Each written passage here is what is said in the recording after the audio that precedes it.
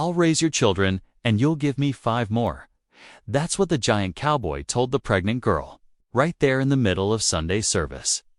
The church bell was still ringing when the whole room went silent.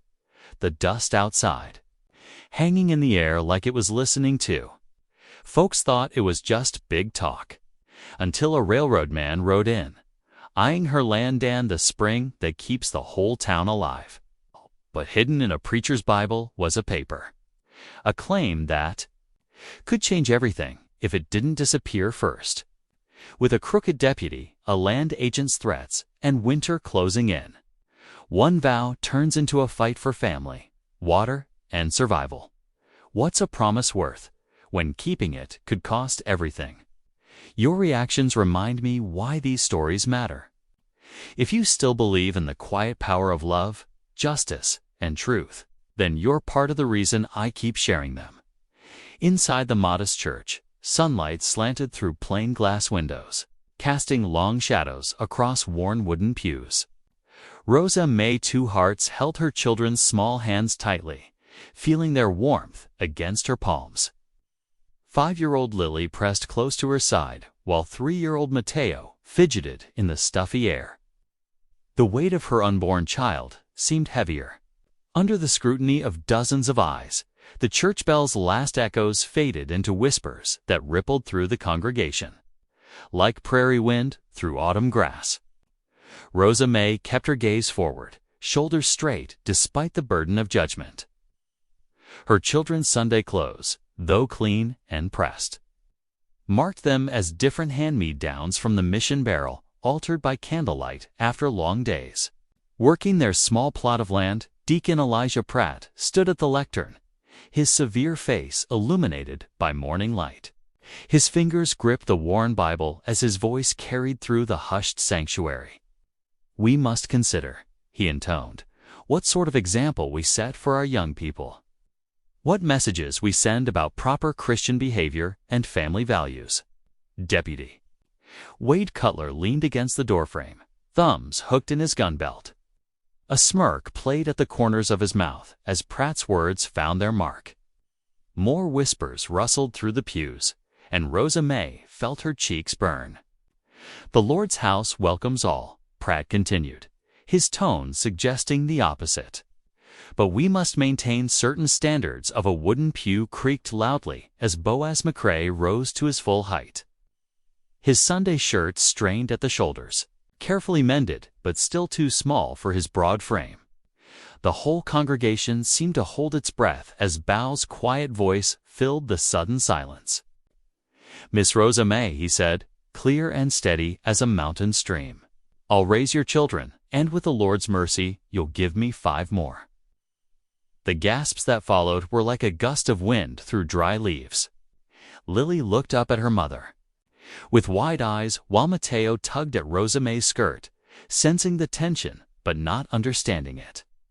Rosa May herself sat perfectly still, her heart beating like a wild bird against her ribs.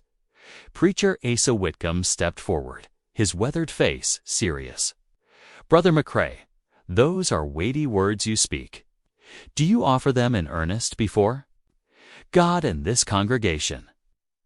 Bo turned slightly, meeting the preacher's gaze. "I do, preacher, every word." Rosa May found her voice, though it trembled slightly. "Mr. McCrae, I don't accept charity, not charity." Bo's voice remained gentle but firm. "Covenant." That single word hung in the air like morning mist over the creek. Preacher Asa nodded slowly, understanding passing between the two men. "Deacon!" Pratt's face had turned an interesting shade of red, his carefully planned sermon derailed by Bo's simple declaration. Deputy Cutler straightened from his slouch, the smirk replaced by something darker. His hand dropped to his gun belt, though whether from habit or intent wasn't clear. The rest of the service passed in a blur for Rosa May. She barely heard the hymns, or the shortened sermon that followed. Her children seemed to sense her distraction, staying unusually still beside her. When the final amen was spoken, she gathered her things with trembling hands. Bo waited patiently by the church steps as the congregation filed out. Some nodded to him respectfully, others hurried past with averted eyes. When Rosa May emerged with her children, he fell into step beside them, his long stride shortened to match their pace. The walk to Rosa May's small sod house was quiet, save for Mateo's occasional questions about jackrabbits darting through the sage. Bo answered each one seriously, pointing out tracks in the dusty road and explaining how the creatures lived on the prairie. Lily watched him with solemn eyes, one hand still firmly holding her mother's. At the door to the sod house, Bo removed his hat, holding it respectfully. The morning sun caught the silver threads in his dark hair, and Rosa May noticed for the first time how his eyes crinkled at the corners, kind despite his serious expression. "Thank you, Mr. McCrae," she said softly, "for walking us home." He nodded, turning his hat in his hands. "Miss Rosa May, I meant what I said, every word of it. But I won't press you for an answer today." He paused, choosing his words carefully. A covenant's a serious thing. Needs proper consideration. Rosa May stood in her doorway, one hand resting on the rough-hewn frame. Hope and confusion warred in her heart as she watched Bo place his hat back on his head, touch its brim in farewell, and stride away toward his own place. Lily tugged at her skirt. "Mama, why did Mr. McCrae say those things in church?" Rosa May looked down at her daughter's upturned face, then at Mateo, who was already chasing a butterfly in their small front yard. Finally, she rested a hand on her growing belly, feeling the flutter of movement within. "Because sometimes, child," she answered softly, "the Lord works in ways we don't expect." The afternoon sun beat down on Preacher Asa's weathered hat as his horse picked its way along the rutted trail to Rosa May's homestead. His Bible lay across his saddle horn, a folded paper tucked between its pages like a pressed flower. The weight of it seemed heavier than mere paper should. Rosa May was hanging wash on the line when he approached, her children playing in the shade of a cottonwood tree. Lily supervised her younger brother's attempts to stack rocks, their laughter carrying on the warm breeze. The sight made Asa's heart ache. These children deserved their birthright. "Afternoon, Sister Rosa May," he called softly, dismounting with a grunt. His joints weren't as forgiving as they'd been in his younger days. "Preacher." Rosa May nodded, one hand resting on her swollen belly. "Won't you come inside? It's cooler, and I've got fresh water drawn." The sod house was indeed cooler, its thick walls holding back the afternoon heat. Rosa May poured water into tin cups while Asa settled his lanky frame into a chair at her small table. Lily and Mateo peered curiously through the open door until their mother shooed them back to their play. "I reckon you're wondering about this morning's excitement," Asa began, but Rosa May shook her head. "If you've come to warn me about Mr. McCrae, no, child. That's not why I'm here." Asa opened his Bible, removing the folded paper with careful fingers. "This here's what brought me riding out today." Rosa May took the document, her eyes widening as she recognized the careful handwriting. "This is Thomas's writing. Your husband came to see me 3 days before that fever took him," Asa said quietly. "He'd drawn up this water right claim for the springhead that feeds Cottonwood Creek. Asked me to look it over, make sure it was proper legal." Rosa May's hands trembled slightly as she unfolded the paper. "The springhead, but that's miles from here, up in the hills. That spring feeds your creek, feeds your land. Thomas knew its value. Clean water's more precious than gold out here, and that spring's the only reliable source for 20 miles. Asa took a slow sip of water. He meant to file it that week, but but he never got the chance. Rosa May's voice was barely a whisper. "Railroad's been buying up water rights all through the territory," Asa continued. "Once word gets out about this claim and there'll be men coming. Powerful men who won't take kindly to a widow holding rights to their water. Rosa May pressed one hand to her middle, feeling her unborn child shift. Through the open door, she could hear Lily teaching Mateo a counting song. The future seemed to press down on her like a physical weight. "Why didn't you file it yourself?" "When Thomas died," she asked, looking up at Asa. The preacher's weathered face showed his shame. "I feared drawing attention to it might bring trouble down on you and yours before you were ready. Maybe that was wrong of me, but now—" A horse's hooves interrupted them. Beau McCrae rode up, his big bay carrying several bundles tied behind the saddle. Rosa May watched through the window as he dismounted, ducking his head to speak quietly with the children before approaching the house. He filled the doorway, hat in hand. "Miss Rosa May, preacher." His eyes took in the paper on the table, but he didn't comment. "Brought some things from the bunkhouse stores. Flour, some bacon ends. More than we can use before they spoil." "Rosa." May started to protest, but Beau's steady gaze stopped her. They all knew it wasn't charity. Was his way of showing his morning's words weren't idle talk. "Much obliged," she said, instead. "Won't you sit? Have some water." Beau settled into a chair that seemed too small for his frame, accepting the offered cup.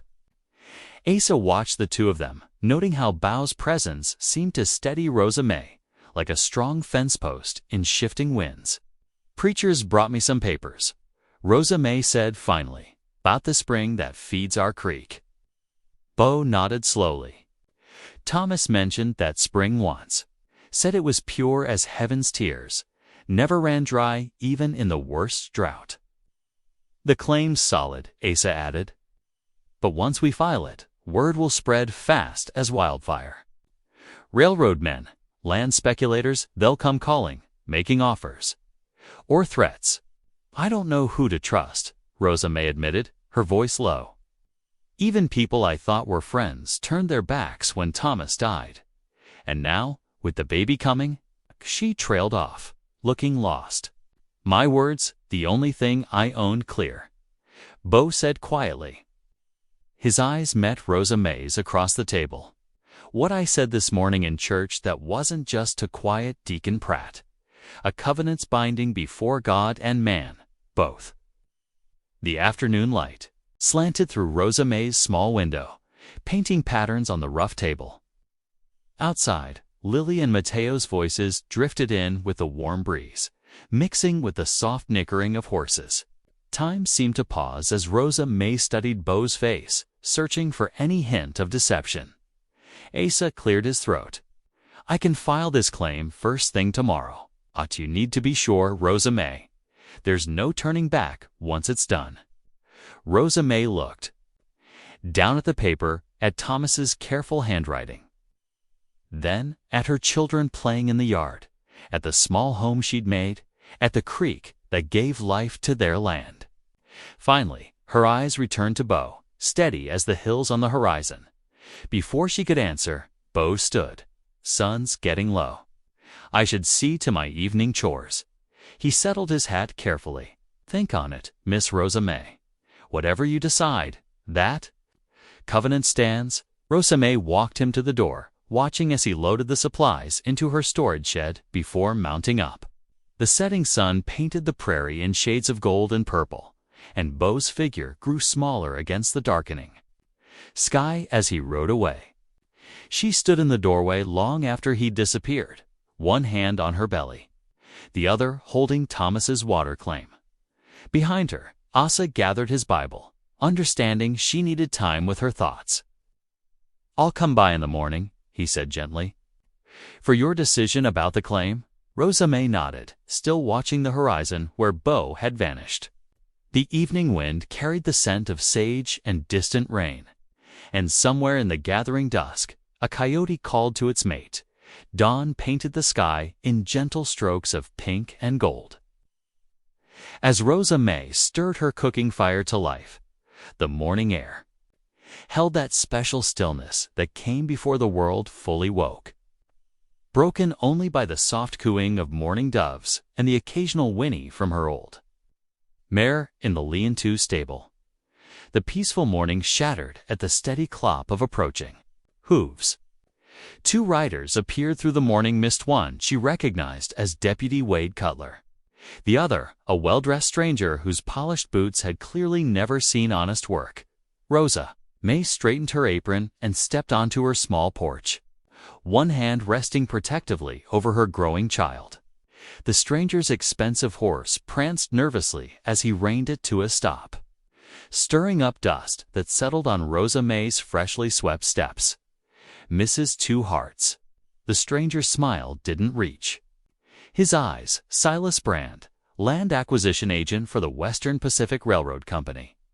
He touched the brim of his hat, but didn't remove it. I understand you might have an interest in certain water rights hereabouts.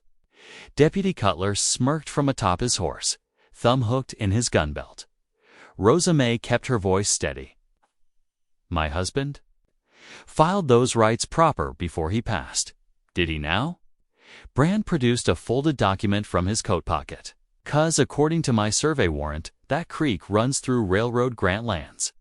He gestured expansively. Now, being a reasonable man, I'm prepared to offer you a fair price for any claim you might think you have.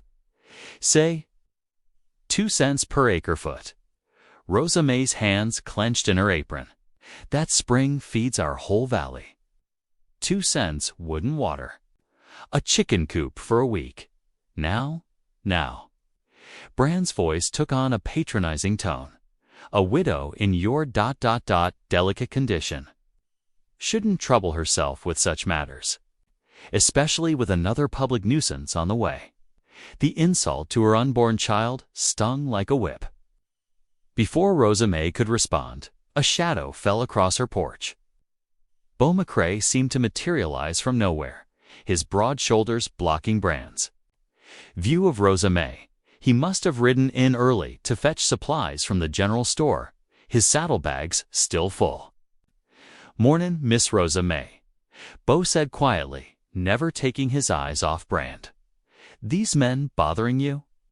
Brand's smile turned cold. This is railroad business, McCrae. Best mind your own fence line. This lady's business is my business. Beau's voice remained calm, but Rosa May noticed how his right hand stayed near his gun belt. Deputy Cutler shifted in his saddle. Careful there, McCrae, from interfering with illegal surveys against the law. Ain't nothing legal about harassing a widow, Beau replied evenly. Brand studied Beau for a long moment, then folded his warrant with deliberate care. I'll be back with the proper papers, Mrs. Two Hearts. Do consider my offer carefully. Not known for its patience with obstacles. He touched his hat again, wheeled his horse around, and rode off with Cutler close behind. Once they were gone, Beau turned to Rosa May. You all right? She nodded, though her hands still trembled. He knew about the spring claim, but how? Town like this, secrets don't keep long. Beau's expression darkened. I need to speak with Preacher Asa. Will you be all right here? We'll manage, Rosa May said, straightening her shoulders. We always have. The sun was setting when Beau found Preacher Asa in his small study behind the church, papers spread across his worn desk. The old preacher looked up as Beau ducked through the doorway. Heard about Brand's visit, Asa said, gesturing to a chair. News travels fast. That claim needs filing, Beau said, settling his large frame carefully in the creaking chair. Can it be done quick? Asa removed his wire-rimmed spectacles, rubbing his tired eyes. Has to go through proper channels. Mrs. Redbird, at the reservation agency, is the only clerk authorized to handle mixed heritage claims like Rosa May's. She's fair-minded, knows the law inside and out. How far to the agency? Full day by wagon. Allowing for rest stops Rosa May will need in her condition. Asa began gathering papers into a leather portfolio.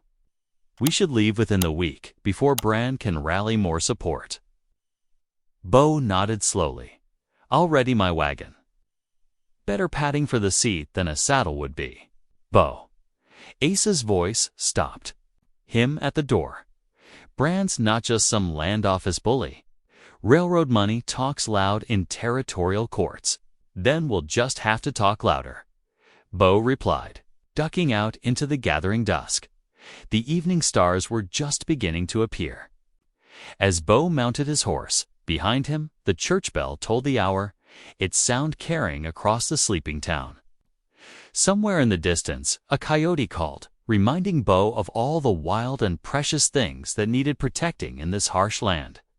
2 mornings after Brand's unsettling visit.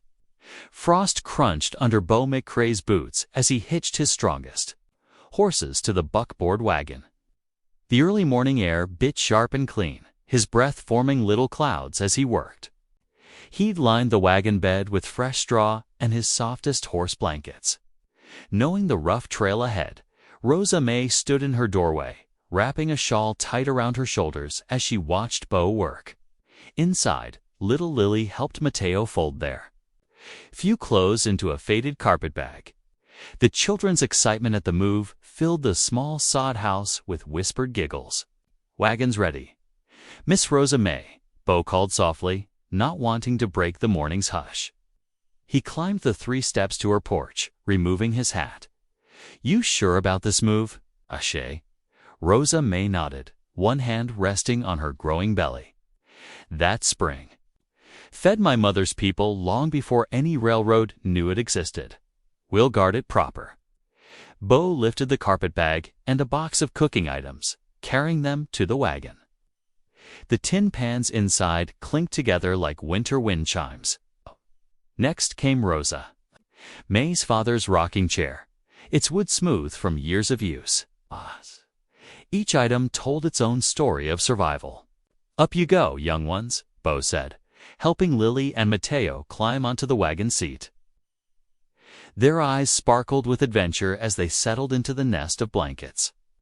Bo turned to assist Rosa May, but she had already gripped the wagon's side, determination in every line of her face. "I can manage," she said, though she didn't refuse his steadying hand as she climbed aboard. The sun had climbed 3 handspans above the horizon when they set out. Bo handled the reins with careful attention, picking the smoothest path across the rolling prairie. The wagon wheels left twin tracks in the frosted grass, marking their passage like a story being written on the land. At midday, they stopped near a stand of cottonwoods. Bo helped Rosa May down while the children stretched their legs, chasing each other around the wagon. The horses drank deeply from a shallow creek, their flanks steaming in the cool air. "Not much further now," Bo said, spreading a blanket on a sunny patch of grass. He pulled bread and cheese from his saddlebag, along with a jar of preserved peaches Rosa May had packed. The simple meal tasted like a feast in the open air. "Look, Mama," Lily called, pointing to a flock of geese arrowing south. "They're saying goodbye to summer." Rosa May smiled, smoothing her daughter's dark hair. "They'll return with the spring thaw, just like always." The afternoon sun cast long shadows when they finally reached the line shack. Bo had spent the past week preparing it, patching the roof, replacing broken window glass, and stocking the lean-to with firewood. The small building sat on a gentle rise overlooking the springhead, where clear water bubbled from the earth like a gift. "It ain't much," Bo said, helping Rosa May down from the wagon, "but it's solid, and you can see anyone approaching from miles off." Rosa May surveyed her new home, eyes bright with unshed tears. "It's perfect." As dusk gathered, lamplight began to glow through the shack's windows. Inside, Rosa May moved with quiet purpose, transforming the simple space into a home. She hung her mother's quilt on one wall, set her father's books on a rough-hewn shelf, and placed her rocking chair near the pot-bellied stove.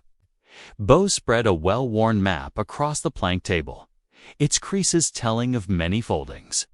With careful precision, he traced the creek's path with his finger, marking where it joined other waterways. "Spring feeds 3 counties worth of farms," he said, his large hand spanning the distance. "Railroad might claim the land, but water's got its own rules. A soft knock at the door announced Tall Sky's arrival. The elderly woman carried a covered pot that filled the shack with the rich aroma of venison stew. Her eyes took in every detail of the room, noting the children already curled together on their pallet bed. "You've chosen well," she said to Rosa May in her direct way. "This place knows our people." Tall Sky set the pot on the stove and joined Bo at the table, studying the map. Her weathered fingers traced the creek's path, following routes only memory could see. "Before paper laws came," she said, "water belonged to all who needed it. Our people followed the springs through seasons, sharing with all who respected the gift." She looked up at Bo and Rosa May. "We must fight with paper weapons, but the truth remains water gives life, and life cannot be owned." "The agency clerk," Bo began, but Tall Sky raised her hand. "Mrs. Redbird knows both worlds, like you," she said to Rosa May. "But you must know every rule, every mark on every paper. The railroad men will look for any crack to slip through."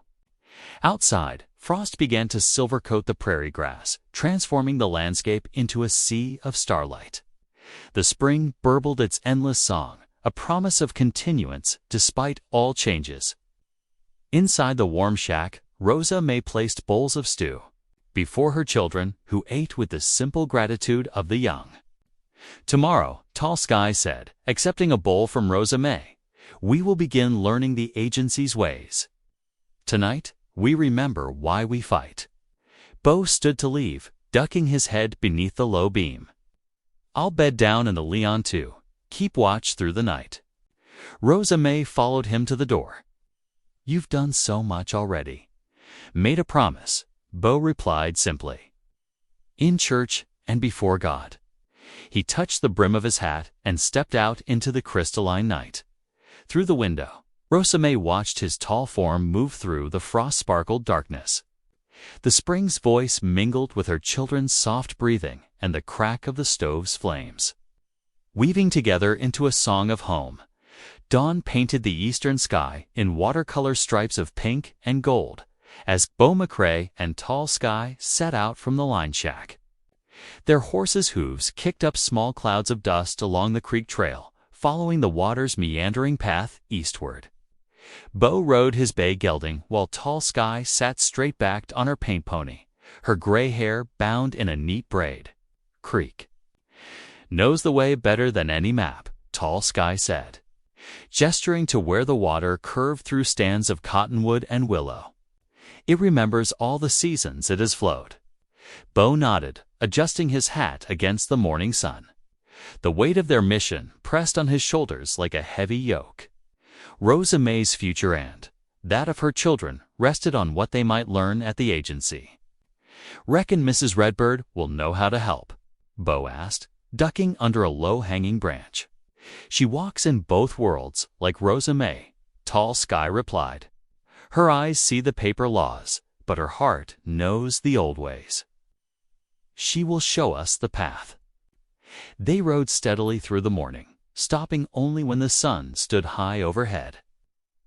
At a grassy bend in the creek, they dismounted to let the horses drink and graze. Bo shared out cornbread and dried apple slices from his saddlebag, while Tall Sky dipped a tin cup in the clear water. "Bran's kind been trying to own the water since before my grandmother's time," Tall Sky said, watching minnows dart in the shallows. "But water flows where it will, like truth."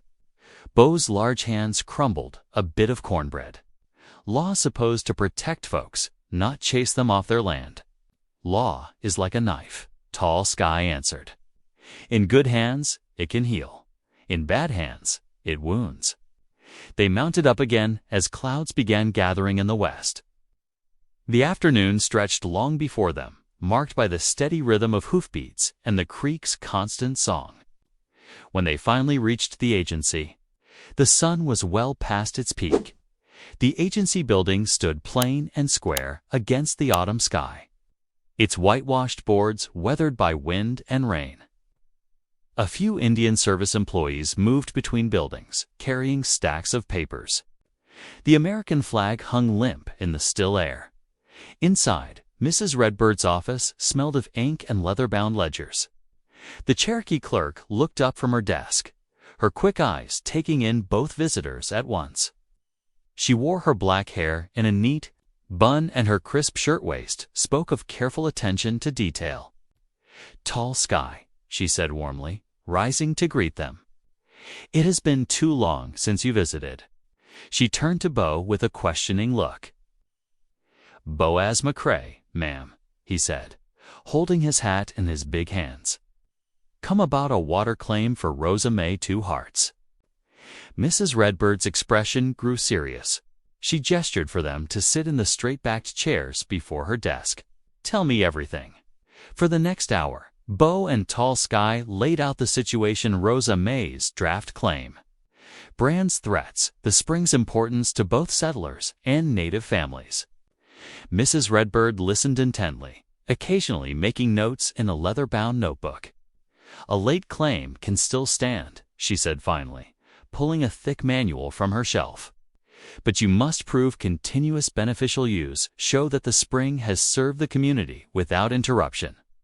She spread several forms across her desk, each filled with tiny printed text.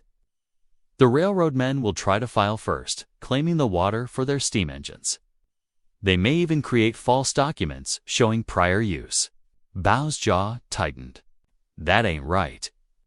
"No," Mrs. Redbird agreed, "but it happens often. Your best defense is Rosa May herself.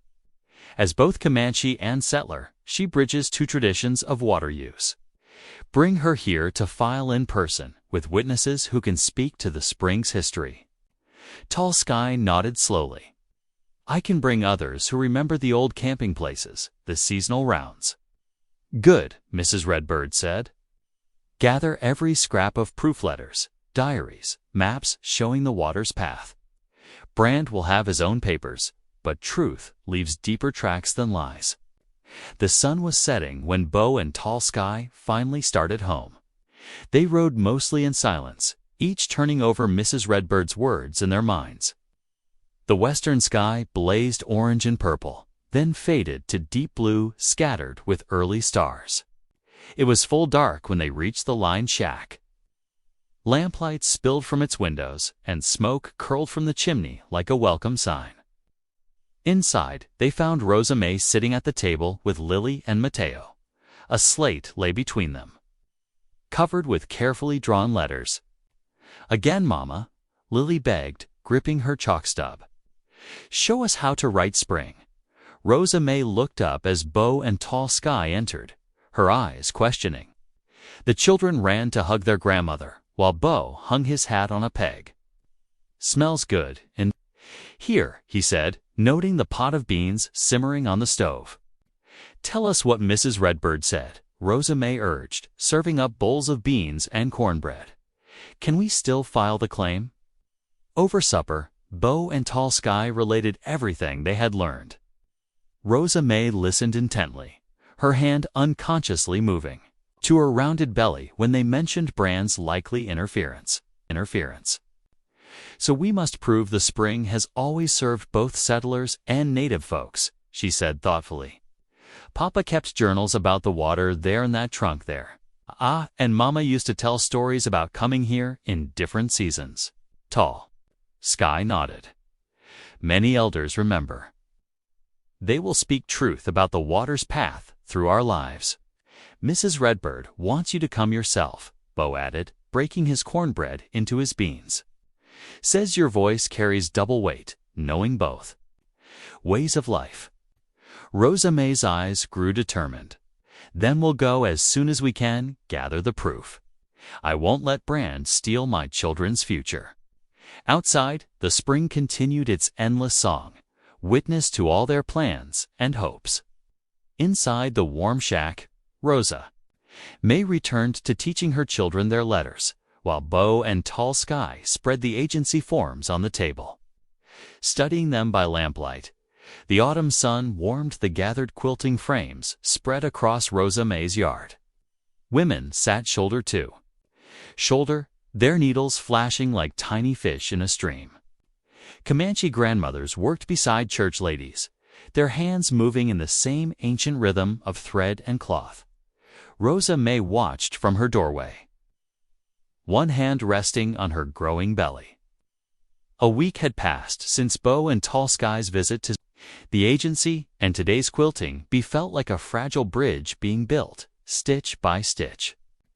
Sarah Jenkins, the storekeeper's wife, caught her eye and smiled hesitantly. "Come sit with us, Rosa May," Sarah called, patting the empty space beside her frame. "This wedding ring pattern won't finish itself."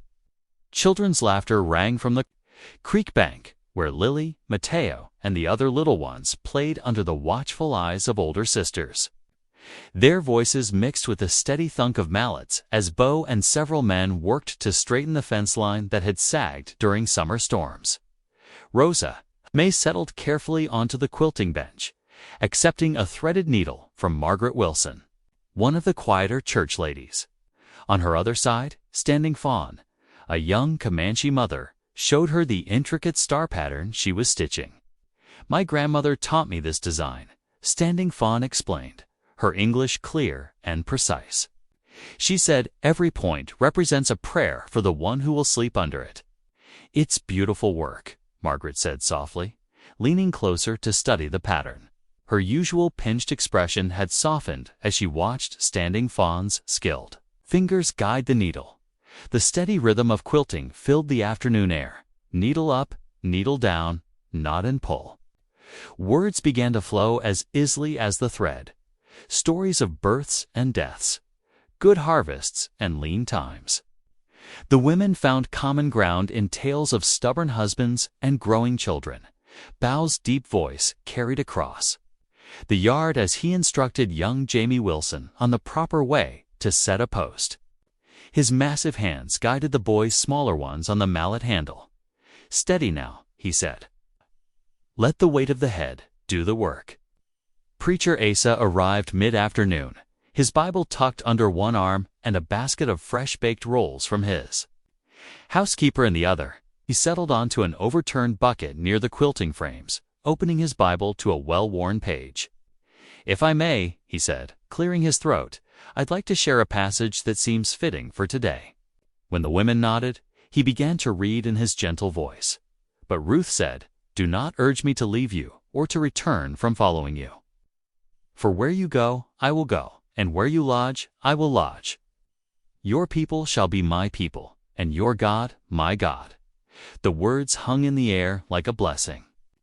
Rosa May felt tears prick at her corners of her eyes. Remembering how her own mother had crossed boundaries of culture and custom for love, Standing Fawn reached over and squeezed her hand. "Good words," Tall Sky said from where she sat at the head of one quilting frame. "They speak of chosen family, the strongest kind." Sarah Jenkins nodded, her needle pausing. "Sometimes the Lord's family is bigger than we imagine," she said thoughtfully, looking around the circle of women as the afternoon lengthened. The quilting betook on the feeling of a celebration. Someone brought out a fiddle, and the children danced in the yard. The men finished their fence mending and joined the gathering. Passing around a jug of sweet cider, Bo moved quietly through it all, his tall frame casting long shadows in the setting sun. Rosa May noticed how he always seemed to be where he was needed, steadying an elderly grandmother's elbow, lifting a heavy water bucket, or entertaining the smallest children with carved wooden animals that appeared from his pocket. When the sun began to sink, Rosa May insisted everyone stay for supper. The women worked together in her small kitchen, laughing as they mixed cornbread and seasoned beans. Bowls were passed hand to hand around the yard as everyone found places to sit on quilts, stumps, and upturned buckets. "This reminds me of the old days," Tall Sky said, watching the mixed group of settlers and Comanche share their meal. "When the buffalo still ran and different peoples would gather to trade and tell stories. Perhaps some good ways don't have to stay in the past," Preacher Asa suggested, breaking his cornbread into his beans. Rosa May looked around at the faces lit by the setting sun. Faces that just weeks ago had turned away from her in church. Now Sarah Jenkins was teaching Standing Fawn her special cornbread recipe, while Margaret Wilson held a Comanche baby so its mother could eat Dot. As twilight deepened, parents began gathering sleepy children. Mateo had fallen asleep on a quilt near the door, his small face peaceful in the gathering dusk. Before Rosa May could figure out how to lift him without waking him, Bo was there. His big hands were surprisingly gentle as he scooped up the sleeping boy. "I've got him," Bo said softly, cradling Mateo against his chest. The boy didn't stir as Bo carried him inside and laid him in his bed. Rosa May watched from the doorway, her heart full of something she wasn't ready to name. In the yard, the last of the quilting frames were being folded away. Women hugged goodbye, promising to meet again soon. The evening star appeared above the creek bank, bright as hope. "Thank you," Rosa May said as Bo came back outside. "For everything?" Today, he ducked his head, embarrassed by gratitude. "Or nothing, just fixing fence." But they both knew it had been more than that. Something had shifted during the quilting bee, like spring ice breaking up on the creek. Old barriers had begun to thaw, making way for new possibilities. The last visitors waved goodbye as they headed home in the gathering darkness.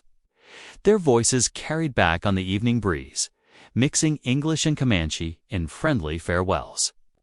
Rosa May stood in her doorway, watching until the last lantern disappeared down the creek trail. Evening settled over the line shack like a soft blanket, bringing with it the familiar sounds of cattle lowing in the distance and coyotes yipping their early songs. Inside, the hearth fire cast dancing shadows on the wooden walls as Rosa May stirred the coals with an iron poker.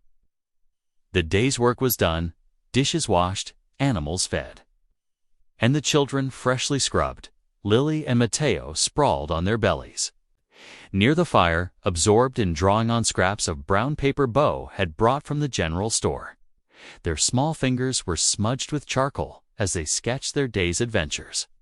The peaceful scene wrapped around them all like a warm shawl. Bo sat in the rough-hewn chair he'd made himself, his large frame making it seem almost delicate.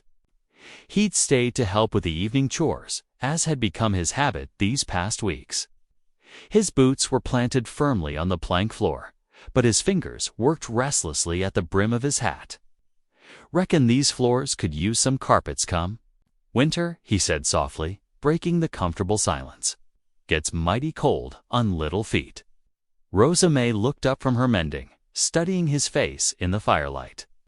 There was something different in his voice tonight, a current of nervous energy running beneath his usual calm. "That's thoughtful of you to notice," she replied, setting aside her work. Her hands came to rest on her growing belly, where the baby had been particularly active this evening. Bo cleared his throat, his eyes fixed on some distant point past the window. "Been doing a lot of noticing lately," he said. The words came slow and measured, like he'd been turning them over in his mind for some time. "Noticing how them kids light up at story time. How you manage to keep this place so neat even with all the work outside. How it feels right, being here, helping." Rosa May felt her heart quicken, but kept her voice steady. "You've been a blessing to us, Bo McCrae, more than we deserve." "No deserving about it," he said firmly, finally meeting her eyes. "What I said in church that day about raising these children and hoping for more, I meant every word. Still? Do." The fire popped, sending up a shower of sparks. Lily looked up briefly from her drawing, then returned to her work. Tongue caught between her teeth in concentration. Bo leaned forward, his elbows on his knees. "I know timing ain't right just yet. Got to get that water claim secured proper, and—" He gestured vaguely toward her middle. "But I wanted to ask if you'd consider, that is, once everything's settled, ... Double quotes, he took a deep breath. "Would you consider making that vow into a proper proposal? Rosa May's hands stilled on her belly. She looked at this giant of a man who could lift fence posts like kindling but handled her children's hearts with such care. Who'd stood between her and shame without hesitation? Who brought extra flour and never called it charity? "You know what you'd be taking on," she said quietly. "Mixed-blood children, folks talking. Maybe trouble from them as don't want Indians holding water rights. Let them talk," Bo said, his voice firm. "Ain't asking them. I'm asking you." Rosa May studied his face in the firelight, reading the honest concern in his eyes. The way his jaw was set against whatever might come. "If you mean to stay kind when storms come," she said carefully, "then yes." The tension eased from Bo's shoulders. Though he didn't smile, instead, his face took on a look of quiet certainty, like a man who's finally found true north on his compass. "Mama Bo," Lily called out, breaking the moment. "Come see my picture." She held up her drawing proudly. Bo moved to kneel beside her on the floor, careful not to cast a shadow over her work. "Well now, that's mighty fine," he said. "That's the spring, ain't it? And the drinking trough your PA built." Lily nodded eagerly. "See, there's the big oak tree and the rock that looks like a turtle's back. And that's where the water comes out of the ground."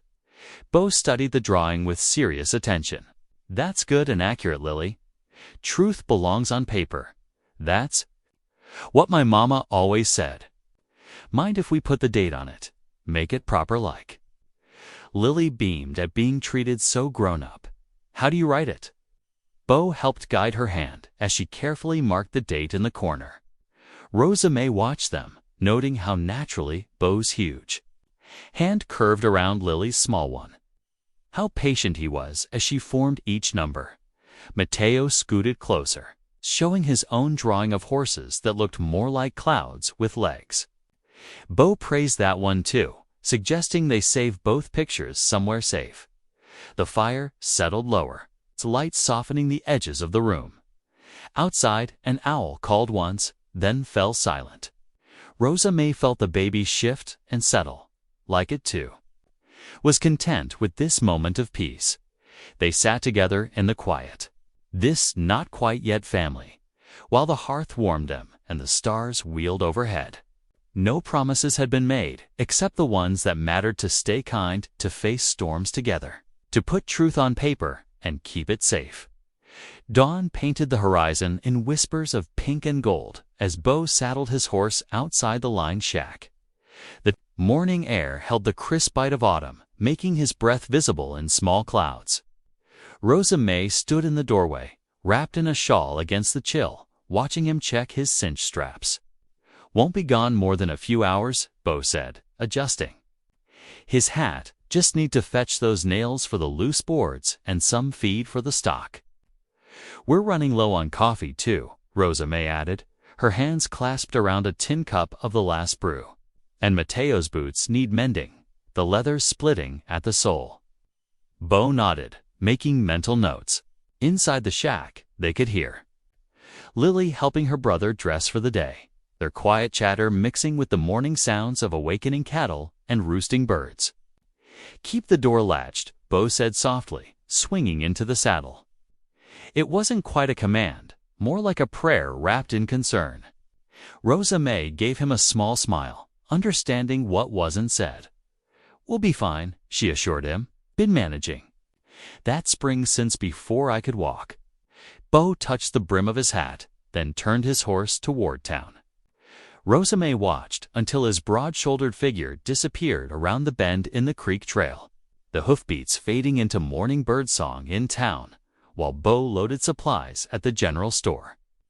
Deacon Pratt slipped through the back door of the land office. The room smelled of dust and old paper, with morning light filtering through grimy windows. At the desk sat Jerome Wheeler, a clerk who owed Pratt money from too many losing poker hands. "Got those papers ready?" Pratt asked, his voice barely above a whisper despite the empty office. Wheeler nodded, pulling out a water claim document already filled out in careful script. The name at the top read Thomas Blackwood, a cousin of Pratt's who'd never set foot in the territory. Dated 3 months back, Like you asked, Wheeler said, sliding the paper across the desk. But if anyone checks too close, ... Pratt dropped a stack of bills on the desk. Ain't nobody going to check, he said firmly. Just make sure it's filed proper and recorded in the books. Wheeler's fingers closed around the money. What about the McCrae fellow? He's been asking about filing procedures. Let me worry about McCrae, Pratt said, a cold smile touching his lips. Just get that claim registered today. Night had settled over the line shack when the sound of approaching horses broke the evening quiet. Rosa May, who had been reading To the Children by Lamplight, felt her heart skip at the irregular rhythm of multiple riders. These weren't Beau's familiar hoofbeats. Under the bed, she whispered to Lily and Mateo, helping them scramble to their hiding spot. Stay quiet as church mice. Heavy boots thumped on the porch. A sharp knock rattled the door. Open up, deputy. Cutler's voice carried through the wooden planks. Got business with McCrae. Rosa May opened the door to find Cutler flanked by two rough-looking men she didn't recognize. Behind them, Beau stood with his hands bound, his face set in stone. What's the meaning of this? Rosa May demanded, one hand protectively on her belly. Cutler's badge caught the lamplight as he stepped forward. Got a complaint about missing cattle? 3 head from the brand spread gone missing last week. Witnesses saw McCrae here working. That section, that's a lie, Rosa May said firmly. Beau's been helping us with the spring. He hasn't worked brand section in months. That ain't how we heard it, one of the strangers drawled. Got 2 men willing to swear different. Beau caught Rosa May's eye. Send Lily for the preacher, he said quietly. Don't leave the spring. Shut your mouth, Cutler snapped, jerking Beau's arm. You'll have plenty of time to talk in jail. Rosa May watched helplessly as they marched Beau to their horses. The moment they were out of sight, she turned to the bed. Lily, come out, child. Got an important job for you. Lily crawled out, her eyes wide with fear. Are they taking Beau to jail? Yes, but we're going to fix that. Need you to run to Preacher Ace's house. You remember the way we showed you through? The creek bottom. Stay in the shadows, and don't stop for anyone. Lily nodded solemnly, already pulling on her boots. Rosa May helped her slip out the back door, watching until her small figure disappeared into the darkness. Then she barred both doors and loaded Beau's spare rifle, settling in for a long night of watching. Preacher Asa arrived just before midnight, his old mare breathing hard from the rush. Lily rode behind him, her arms tight around his waist. Heard the whole tale, Asa said, as he helped Lily down. Cutler's got Beau locked up in the jail, claiming they found Brand's cattle marks on beef in his wagon. He hasn't hauled beef in weeks. Rosa May protested. He's been here helping guard the spring since we moved up. Asa's weathered face was grave in the lamplight. This isn't about cattle, Rosa May. Something stirring saw Pratt coming out of the land office this afternoon, looking mighty pleased with himself. Rosa May's hand went to her throat. The water claim. Likely so. Listen close now. I'm heading to town to see what I can do for Beau, but you stay put. You hear? Don't leave this spring unguarded, not for a minute. Something tells me that's exactly what they're hoping you'll do. But Beau would want you protecting what matters most, Asa said firmly. That spring's not just water, it's your children's future, your unborn child's future. He touched her shoulder gently. Trust the Lord to see justice done, but keep watching your gates. Rosa May nodded, fighting back tears. Tell him we're holding fast. I will. Asa turned to go, then paused. And Rosa May. Keep praying. Reckon we're all going to need it before this is through. She watched him ride away, Lily's small hand slipping into hers. The night stretched dark and vast around the little shack, but somewhere in that darkness, Beau sat in a cell, keeping his own vigil. Rosa May straightened her shoulders and led the children back inside. She had promises to keep to Bo, to her late husband, to the generations before who had drunk from this spring. The night wouldn't last forever. But until dawn came, she would guard what was hers. The afternoon brought a biting chill across the plains, the kind that cuts straight through wool and cotton to settle in the bones. Dark clouds rolled in from the north, carrying the breath of winter on their edges. Inside the lined shack, Rosa May stirred the cooking fire and tried not to count the hours since Bo had been taken. Mateo's cough broke the silence, sharp and raw. Rosa May turned to find him huddled under a quilt, his small face flushed with fever. When she pressed her hand to his forehead, the heat radiating from his skin made her heart skip. "Mama," he whispered, his voice scratchy. "My throat hurts something. Awful." Rosa May reached for their water bucket, finding only a few inches of muddy liquid at the bottom. The creek water near the shack had turned brackish after the last rain, unfit for drinking. The spring was their only source of clean water. Same spring, now guarded by Deputy Cutler's men. A soft knock at the door made her start. "Who's there?" "It's Tall Sky," came the familiar voice. "Let me in, granddaughter." Rosa May unbarred the door. The old woman entered in a swirl of cold air, her shawl dusted with the first few snowflakes. One look at Mateo, and Tall Sky's weathered face grew. "Serious. The fever's rising," she said, touching the boy's cheek. "He needs clean water and willow bark tea." "Cutler's got men posted at the spring," Rosa May said, unconsciously rubbing her swollen belly. "Saw them set up this morning." Tall Sky's dark eyes flashed. "That water belongs to all who live here. They cannot stop a mother from drawing what her sick child needs."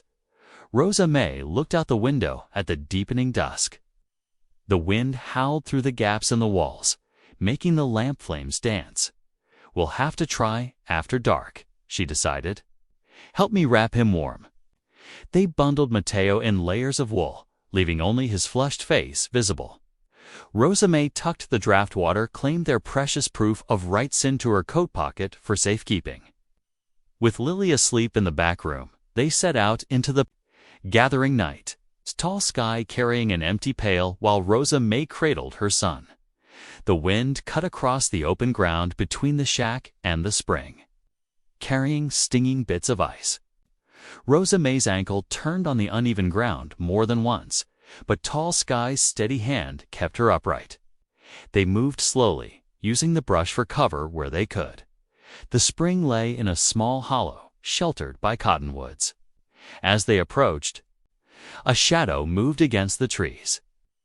Deputy Cutler's voice carried on the wind. "That's far enough," he called. "This here's private property now." "We need water for a sick child," Tall Sky answered, her voice strong despite the wind. "You would deny that?" A rifle crack split the night. The bullet kicked up dirt near their feet, making Rosa May jump backward. Her ankle twisted sharply on a patch of ice, sending her sprawling. Pain shot up her leg as something in her pocket tore loose a draft claim, caught by a gust of wind. "No." Rosa May lunged for the paper, but it danced away from her fingers. The precious document swooped once in the air, then dropped into the swift-running creek. The current snatched it instantly, carrying their proof of rights into the darkness. Cutler's laugh carried across the hollow. "Looks like you lost something important there." Tall Sky helped Rosa May to her feet, though her injured ankle barely held her weight. Without a word, the older woman moved to the spring, filled the pail halfway, and returned to support her granddaughter. "The treaty says this water is free to all." Tall Sky called back to Cutler. "Your paper claims don't change what's true, eh?" Made their slow way back through the darkness, Rosa May limping heavily. Each step sent spikes of pain up her leg, but she forced herself forward, thinking of Mateo's fever. The wind continued to howl, drowning out Cutler's taunts behind them. Back in the shack, they found Lily awake and frightened by the gunshot. While Tall Sky tended to Mateo with the precious water they'd managed to get, Rosa May held her daughter close. "Is Bo coming back?" Lily whispered against her shoulder. Rosa May stroked her hair. Feeling the weight of their losses, Bo in jail, the draft claim gone, her ankle throbbing, and barely enough water to last the night. But she wouldn't let fear show in her voice. "We're going to be all right," she said softly. "We just need to hold on a little longer." Tall Sky looked up from where she was spooning water into Mateo's mouth.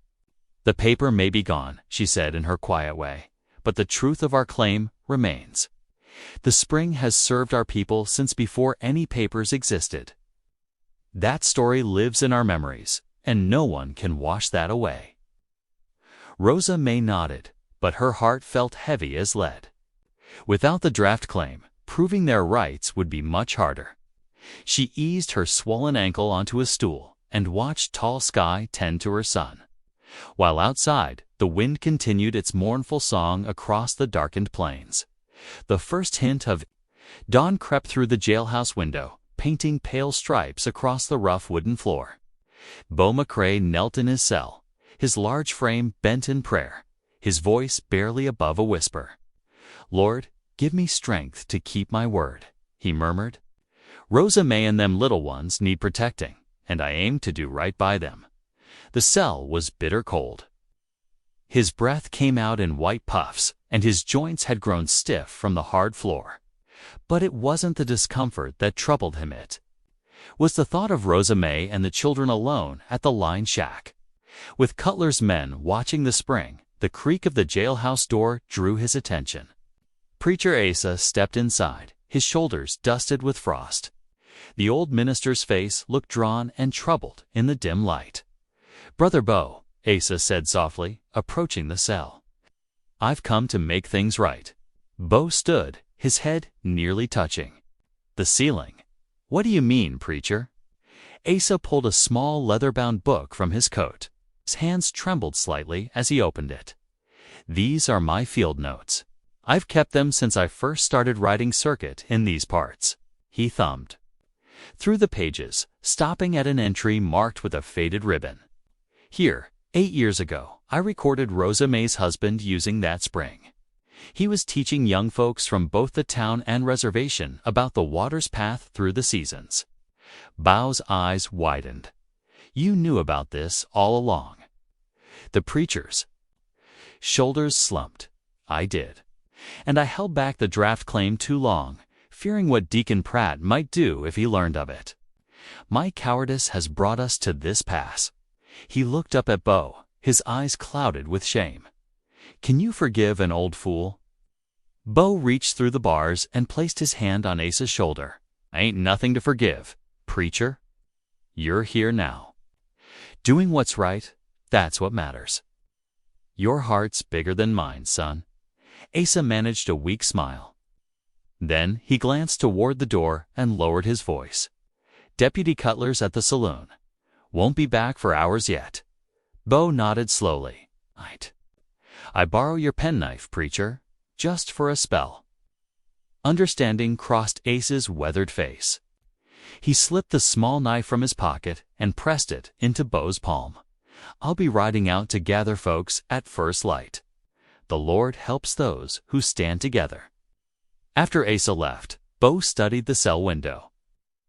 One bar had grown loose over the years, its mounting rusted by rain that leaked through the roof. He worked through the night, using the penknife to slowly chip away at the weakened metal, stopping whenever he heard movement outside. The work was painstaking. His hands grew raw and bloody, but he didn't stop. As he worked, he thought of Lily's careful drawings of Mateo's trusting smile, of Rosa May's quiet strength. He'd given his word, made a covenant before God and community. Nothing would keep him from honoring it. Just before dawn, the bar finally worked free. Bo squeezed his broad shoulders through the narrow opening, dropping quietly to the frozen ground. Outside, the street was empty. the town still sleeping under its blanket of frost.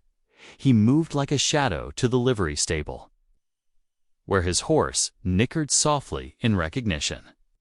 Minutes later, he was mounted and riding hard for the spring, the wind stinging his face.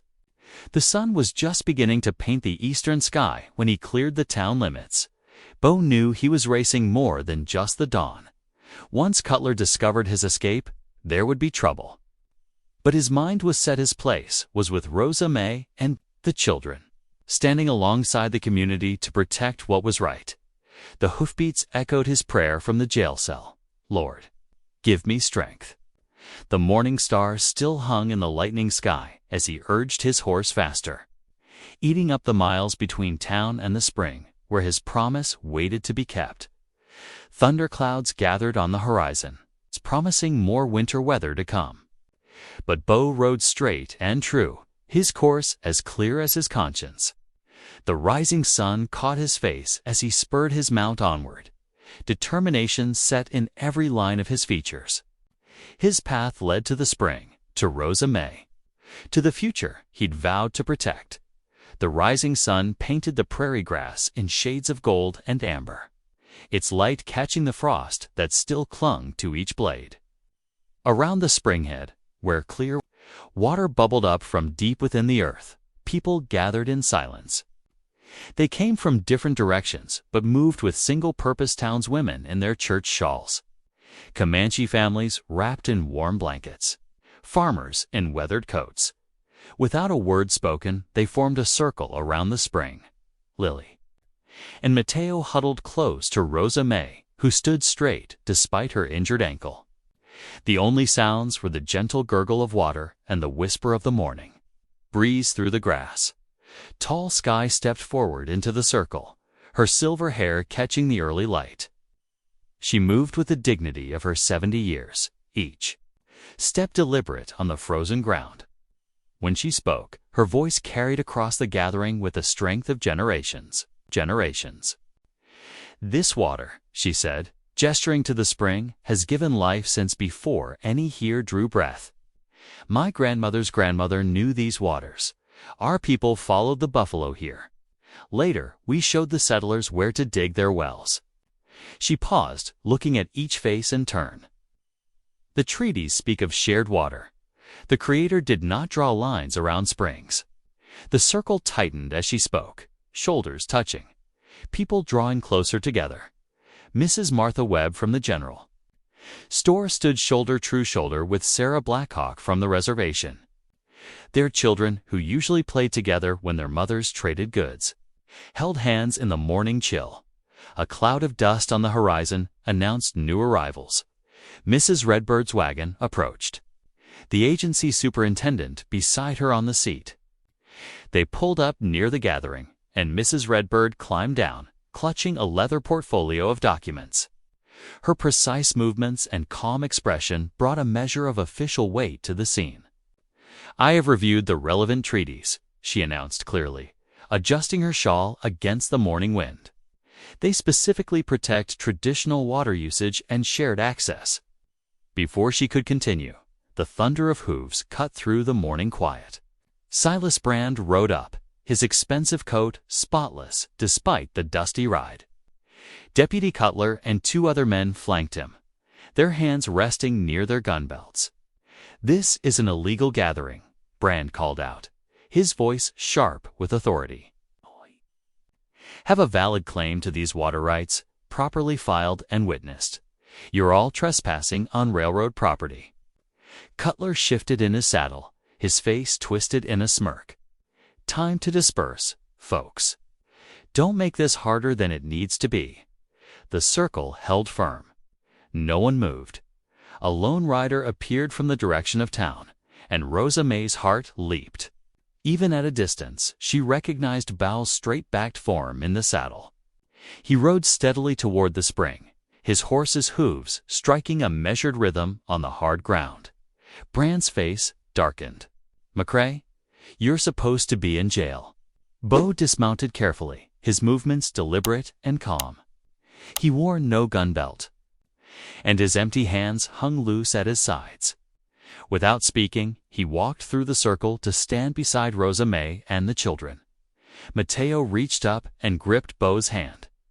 "This gathering is peaceful," Bo said finally, his deep voice carrying. "Across the quiet morning, we're here to protect what's right." Preacher Asa stepped forward, his worn Bible in one hand and a small leather notebook in the other. "Mrs. Redbird," he called out, "I have something you should see." He walked over and handed her his field journal. 8 years of notes, recording who used this spring and when, including Rosa May's late husband, teaching both town and tribal children about the water's ways. Mrs. Redbird began examining the pages, the superintendent looking over her shoulder. Brand's face reddened with anger. "That's nothing but hearsay," he snapped. "Scribblings in some circuit preacher's diary don't override a properly filed claim. Law recognizes established patterns of use," Mrs. Redbird replied evenly, still studying the notes, "especially when documented by a respected community figure." The morning sun climbed higher, warming the frost-covered grass. The circle of people remained unbroken, their shadows stretching out behind them. Children clutched their mothers' skirts, understanding the importance of the moment even if they didn't grasp all the details. Cutler's horse stamped restlessly, sensing its rider's tension. The deputy's hand stayed near his gun, but his eyes darted uncertainly between Brand and the gathered community. The two men with him looked equally uncomfortable. Facing down their own neighbors, Brand surveyed the scene, his jaw working as he calculated his options. The superintendent's presence complicated matters. This was no longer a simple matter of intimidating a few settlers. The gathering had become something larger, a testament to shared purpose that transcended the usual divisions. The only sound was the steady gurgle of the spring, its waters continuing their ancient journey across the land, indifferent to the human drama playing out on its banks. The morning breeze carried the scent of sage and prairie grass, a reminder of the permanence of the land itself in that moment of tension. With the community standing firm and authorities wavering, the true power of Bo's simple covenant became clear. His promise to protect Rosa May and her children had grown into something larger. Commitment to justice that drew people together across the lines that usually divided them. The circle held steady, neither advancing nor retreating, as the morning sun climbed higher in the sky. They stood as one, waiting to see what would happen next, their silence more powerful than any words could have been. In the tense silence around the spring, a small figure moved. Lily, her dark braids swinging, stepped away from Rosa May's side. Her tiny boots crunched on the frosted grass as she walked toward the center of the circle. In her hands, she clutched a piece of paper, wrinkled from being carried in her apron pocket. "I drawed the spring," she announced, her voice clear and strong despite her youth. "Bo helped me put the date on it, 'cause he said, 'Truth belongs on paper.'" Mrs. Redbird knelt down, her skirts settling around her. She held out her hand, and Lily placed the drawing in it. The simple sketch showed the spring, the wooden trough beside it, and even the old oak tree that provided shade in summer. At the bottom, in careful numbers guided by Bo's steady hand, was the date from 3 weeks prior. "When did you make this, child?" Mrs. Redbird asked gently. "After we moved to the line shack," Lily replied. "Bo said we should mark important things down, like preacher does." Mrs. Redbird stood, holding the child's drawing in one hand and Asa's field journal in the other. Her eyes moved between the two documents, comparing dates and details. The superintendent leaned in, adjusting his spectacles to see better. "Preacher Asa," Mrs. Redbird called out, her voice carrying across the gathering. "Your notes from 3 weeks ago, would you read them for us?" Asa stepped forward, accepting his journal back. He thumbed through the pages, found the entry, and cleared his throat. October 15th. Visited the line shack near the spring. Rosa May's children, drawing pictures while we discussed the water claim. Bo suggested dating all documents. Young Lily marked her drawing of the spring, showing current domestic use. A murmur ran through the gathered crowd. Brand's face darkened as he realized the significance of this simple coordination of dates. The law recognizes continuous beneficial use, Mrs. Redbird explained, holding up Lily's drawing. This child's artwork, dated and witnessed, proves recent domestic water use. Combined with Preacher Ace's 8 years of detailed notes showing consistent community access, we have a strong chain of evidence. The superintendent nodded slowly. These records would carry significant weight in any legal proceeding. Brand's composure cracked. Deputy. He barked at Cutler. Clear these people out. Now. Cutler raised his rifle halfway, but his hands weren't steady. He looked at the faces in the circle. Mrs. Webb, who'd nursed him through fever last winter. Sarah Blackhawk, whose children played with his younger siblings. Beau McCrae, who'd taught him to rope cattle when he first started working the ranges. Beau's voice carried across the morning air, gentle but firm. You're better than your fear, Wade. You know what's right here. The deputy's eyes met Beau's. In that steady gaze, he saw no judgment, only faith in his better nature. Slowly, deliberately, Cutler lowered his rifle. I won't do it, Mr. Brand, he said quietly. These are my neighbors. The two men with Cutler exchanged glances, then pointed their horses away from the spring. They'd come expecting to run off a few troublemakers, not face down half the county. Brand's face flushed red with fury. He yanked his horse's reins, making the animal dance sideways. This isn't over, he sputtered. The railroad has lawyers back east. We'll fight this claim all the way to the territorial court. Mrs. Redbird's response was calm and measured. Will we by the law? She held up the growing stack of documents. We'll present evidence of historical use, treaty rights, and community access, all properly witnessed and dated. The morning sun had risen higher now, melting the frost from the grass. The spring continued its eternal song, bubbling up from the earth as it had for generations. Around it, the circle of townspeople and tribal families stood firm, their shared purpose stronger than any artificial divisions. Brand glared at each face in turn, searching for a weakness to exploit. Finding none, he wheeled his horse around. You'll regret this defiance. He snapped over his shoulder as he spurred his mount toward town. Cutler remained behind, sitting his horse quietly. After a moment, he dismounted and walked toward Beau and Rosa May. I'm sorry, he said simply. I forgot what it means to wear this badge. Beau nodded, accepting the apology without need for more words. Rosa May shifted Mateo to her other hip and gave the deputy a small smile. Around them, the circle began to relax, neighbors turning to embrace each other or shake hands. Mrs. Redbird conferred with the superintendent, their heads bent over the documents. Lily stood nearby, watching proudly, as they handled her drawing with the same respect as the official papers. Tall Sky walked to the spring's edge and knelt carefully. She dipped her fingers in the clear water, then touched them to her forehead in a gesture of thanksgiving. Others followed her example: town women and tribal elders, farmers and ranchers. Children and grandparents, each in their own way, acknowledged the water that bound them together. The morning wind carried the scent of sage and coming winter, reminding everyone that there would be hard times ahead.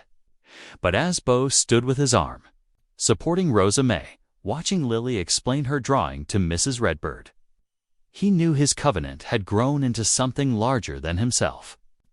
It had become a promise kept by an entire community, choosing justice over fear, unity over division. 3 days after the standoff at the spring, Mrs. Redbird's official letter arrived by post. Rosa May's hands trembled as she broke the agency's red wax seal. Beau stood beside her on the line shack's porch, his shadow falling across the crisp paper as she read aloud. By authority of the Territorial Land Office, she began, her voice growing stronger with each word.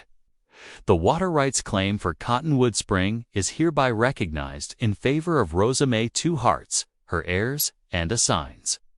Lily and Mateo danced around their mother's skirts, caught up in her joy even if they didn't fully understand the victory. Bal's weathered face broke into a rare, full smile. That same afternoon, the sheriff rode out from the county seat. He'd reviewed Preacher Ace's sworn statement about the false arrest and Deputy Cutler's own admission of wrongdoing. Standing in his office, the sheriff stripped Cutler of his badge and imposed a hefty fine for abuse of authority. Though the punishment stung, Cutler accepted it with quiet dignity, knowing he'd chosen the right path in the end. Word spread quickly through Cottonwood Crossing about Deacon Pratt's involvement in the fraudulent claim. Merchants who had once extended him credit now demanded payment in full. Families withdrew their accounts from his store, choosing to trade at honest establishments instead. His influence diminished with each passing day, like winter snow melting. In spring sunshine, the weeks turned slowly toward spring. Rosa May's baby grew strong within her, and Bo visited daily, helping with chores and teaching Lily and Mateo to read from his mother's old Bible. The community that had stood together at the spring remained united with tribal families and townsfolk, sharing work, meals, and friendship. On a bright Sunday morning in early April, the church bell rang out across the awakening town. This time, there were no whispers of scandal, no disapproving glares. Instead, flowers decorated every windowsill, and the pews filled with smiling faces from both sides of the creek.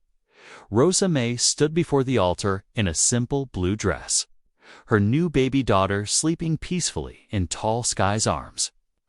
Bo, wearing a freshly pressed shirt and his best boots, took Rosa May's hand in his. Their eyes met as Preacher Asa spoke of covenant and community, of promises kept and love proven through adversity. What God has joined together, Asa proclaimed, let no man put asunder. The congregation burst into joyful song as Bo and Rosa May walked down the aisle as husband and wife.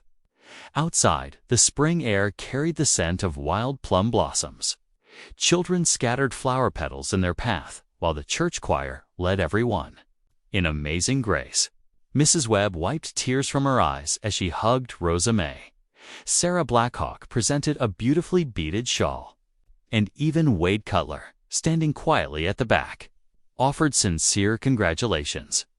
Under the cottonwood trees, Bo gathered his new family close. Lily and Mateo pressed against his legs, while Rosa May held their infant sister.